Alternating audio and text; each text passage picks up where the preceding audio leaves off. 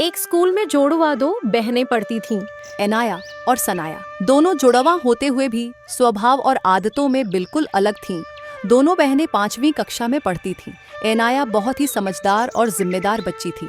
वो हर काम अपने समय पर और पूरी मेहनत से करती थी। स्कूल के होमवर्क से लेकर क्लास की पढ़ाई तक एनाया को पढ़ाई में बचपन से ही रुचि थी, जिसके कारण उसका हर विषय ठीक था। एनाया की एक बहुत ही अच्छी आदत थी कि अगर वो किसी काम को शुरू करती तो बिना उसे खत्म किए वो खाना तक नहीं खाती थी, चाहे उसके दोस्त खेलने के लिए बुलाए या कोई और काम हो। उसकी यह आदत उसे सबसे अलग और जिम्मेदार बनाती थी। दूसरी ओर सनाया का स्वभाव बिल्कुल उल्टा था। वो थोड़ी लापरवाह और बेफिक्र स्वभाव की लड़की थी। उसका पढ़ाई में ज्यादा मन नहीं लगता था, खासकर अंग्रेजी विषय में। जब भी उसे अंग्रेजी पढ़ना या उसका होमवर्क करना हो तो वो उसे टाल देती, ये सोचकर कि बाद में मैं कर लूंगी, और उसका ये बात कभी नहीं आता, जिसके कारण वो पढ़ाई में धीरे धीरे कमजोर होती चली गई। सनाया के लिए अंग्रेजी एक ऐसा विषय हो गया था जिसे वो समझने की कोशिश ही नहीं करना चाहती थी।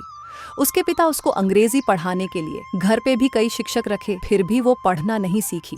सभी शिक्षकों ने उसे बहुत समझाया, अंग्रेजी पढ़ना मुश्किल नहीं है सनाया, थोड़ा सा ध्यान दोगी तो अंग्रेजी पढ़ना सीख जाओगी। लेकिन वो किसी की नहीं सुनती और शिक्षक से ही झगड़ा कर लेती। उसके पिता भी बहुत समझाए, लेकिन वो उनकी भी नहीं सुनती। एनाया ने भी अपनी बहन को कई बार समझाने की कोशिश की। वो कहती, अभी से पढ़ लो सनाया, नहीं तो आगे चलकर तुम्हारे लिए बहुत ही मुश्किल हो जाएगी, बाद में तुम बहुत पछताओगी। लेकिन सनाया को ये समझ नहीं आता था। वो हमेशा खेल कूद और दूसरी चीजों में ही अपना ज्यादा समय बिताती थी। समय तेजी से निकलता रहा और दोनों बहनें 8वीं कक्षा में पहुंच गईं। एनाया की मेहनत रंग लाई और वो कक्षा की होशियार छात्राओं में गिनी जाने लगी। वहीं दूसरी ओर सनाया की मुश्किलें और बढ़ती गईं। वो अंग्रेजी में इतनी कमजोर हो गई थी कि उसे अब बेसिक चीजें भी समझ नहीं आती थी। अंततः 8वीं परीक्षा का परिणाम आया तो सनाया अंग्रेजी में फेल हो गई थी। ये उसके लिए बड़ा झटका था। वो बहुत रोई और खुद को कोसने लगी। उसे ऐसा महसूस होने लगा जैसे उसने खुद को ही धोखा दिया है। अब वो सोचती,